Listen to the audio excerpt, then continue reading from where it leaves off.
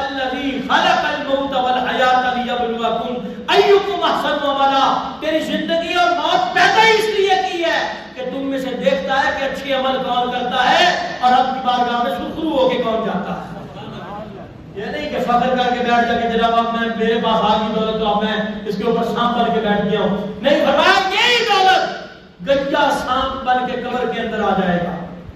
قبر میں آ کہے گا انا مالک و انا کنزک، میں تیرا مال ہوں، میں تیرا خزانہ ہوں. کہاں بھاگ رہا ہے مجھ سے؟ آجا میرے پاس. پھر بندہ بھاگے گا، جان چھڑائے گا، منتیں سماجتیں کرے گا، اللہ سے معافیاں طلب کرے گا، حسرت و عیاس میں ڈوب جائے گا. مولا ایک موقع دے دے تیرے رستے پہ خرچ کروں گا، ایک موقع. پھر کیا آواز آئے گی؟ موقع تو بڑے تھے، سمجھانے والے بھی بڑے تھے، لیکن تجھے ہوس کی بیماری، تجھے حرص کی بیماری، تجھے بڑا ہونے کی بیماری، تجھے اپنے ناک کو اونچا کرنے کی بیماری لگی ہوئی تھی. تو نے حکمت شریعت کو نہیں سمجھا.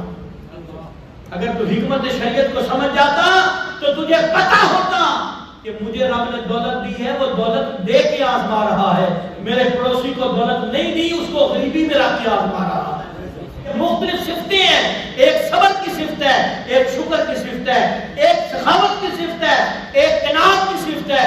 ہر حالت میں رکھنے کا مقصد یہ ہے. اور پھر پیاروں کی مثالیں بھی بتا دی.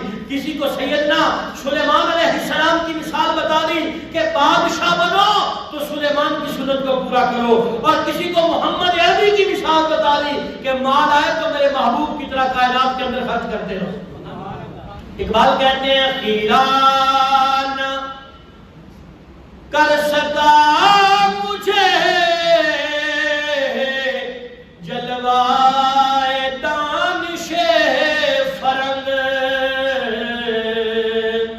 خیران کر سکا مجھے جلوائے دانش فرنگ، کیونکہ سرما تھا میری آنکھ کا خاک مدینہ نجف. جن کی آنکھوں کا سرما محمد عربی کا شہر کی خاک ہو، مولا علی کے کلموں کی خاک ہو، ان کو دنیا کی چاندنی برباد نہیں کرتی. وہ حکمت اسلام سے باہر نہیں نکلتے. وہ کہتے مولا تیرا ہر حکم حکمت کے مطابق ہے اور ہم نے اس پہ چل کے اپنی زندگی کو سنوارا.